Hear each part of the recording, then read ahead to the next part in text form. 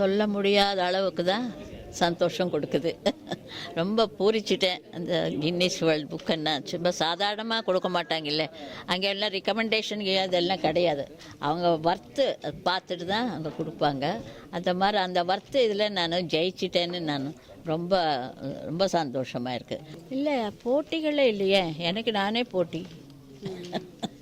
நான் ஒத்தி தானே இருந்தேன், போட்டி என்ன ஒன்றும் இல்லை. வாய்ஸ் நல்லா இருக்குது, அதனால சுஷீலா தான் பாடணும்னு எல்லாம் விரும்பினாங்க. அந்த சான்ஸ் எனக்கு கிடைச்சிது, அவ்வளோதான். எல்லோருக்கும் தெரிஞ்ச சமாச்சாரம் எம்எஸ்வி அவர்கள் தான் நிறைய. அப்புறம் முதல்ல ராமநாத ஐயர் நான் நிறைய பாடியிருக்கேன். அவர் நல்ல குரல் வளம் பார்த்து நிறைய சாங்ஸ் கொடுத்துருக்காங்க. அப்புறம் கேவி மகாதேவன் அவர்கள் நல்லா யூஸ் பண்ணியிருக்காங்க. வாய்ஸ் எப்படி பண்ணால் நல்லா இருக்கும்.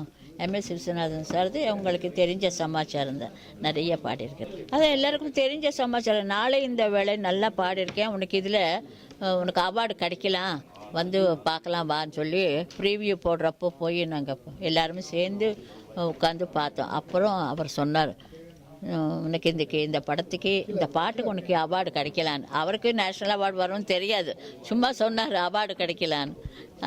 அதே மாதிரி நடந்துச்சு. நாளை இந்த வேளை பார்த்து ஓடிவானிலா போருமா உரையிலன்னு சொன்னீங்க. நான் நினைக்கிறேன் கடவுள் தான் எனக்கு அந்த லாங்குவேஜஸ் சேனல்ஸ் எல்லாம் உடம்புல வச்சுருக்காங்கன்னு நினைக்கிறேன். அந்தந்த பாட்டுக்கு போய் அந்த மலையாளம், கன்னடா, ஒரியா எல்லாமே லாங்குவேஜ் எனக்கே தெரியாது. ஏன்னா தமிழ் கற்றுக்கிட்டேன். ஆனால் இவ்வளோ தூரத்துக்கு பேசுகிறேன்னா ஒரு தெலுங்கு பொண்ணு இவ்வளோ தூரம் பேசுகிறாளே, ஆனால் அது ரொம்ப அதிசயம்தான்.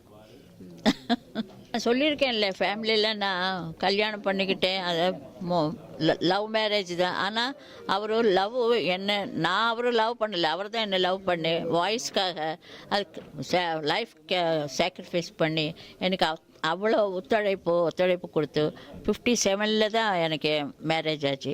அப்போலேருந்து டாக்டர் அவர் அது என் உடம்பெல்லாம் பார்த்து எப்போ ஏதாவது கோல்டு வந்த உடனே மருந்து கொடுத்து அது மாதிரி ஜனங்களுக்கு யூஸ்ஃபுல்லாக இருக்கிறது. டாக்டர்ஸ் என்ன அவங்க வேலை என்ன, டாக்டருக்கு கிட்ட போனால் ஏதோ மருந்து கொடுப்பாங்க. அது மாதிரி இந்த டாக்டர் என்ன எங்கேயும் இது பண்ணாமல் ஒரு கோல்டு வராமல் இவ்வளோ அளவுக்கு எனக்கு ஒரு ஒத்துழைச்சு அவரை வாழ்க்கை சாக்ரிஃபைஸ் பண்ணிக்கிட்டார். ஆசிரியர் பற்றி எனக்கு அவ்வளோவா தெரியாது.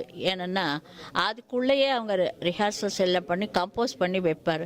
மருதகாசி அண்ணா இருக்காங்க, கண்ணதாசன் அவர்கள், வாலி அவர்கள், நிறைய கவிஞர்கள் இருக்காங்க. அதெல்லாம் எனக்கு தெரியாது. ஏன்னா பாட்டு விஸ்வநாதன் சார் சொல்லிக் கொடுப்பாரு, மகாதேவன் சொல்லிக் கொடுப்பாரு.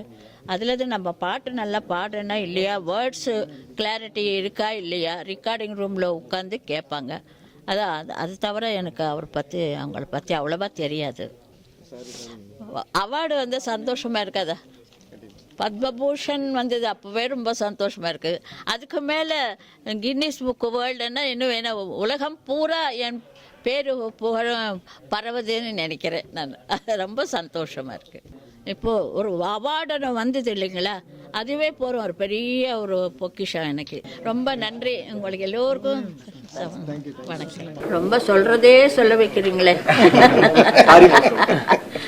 சொல்லி எனக்கு வாய்க்கால்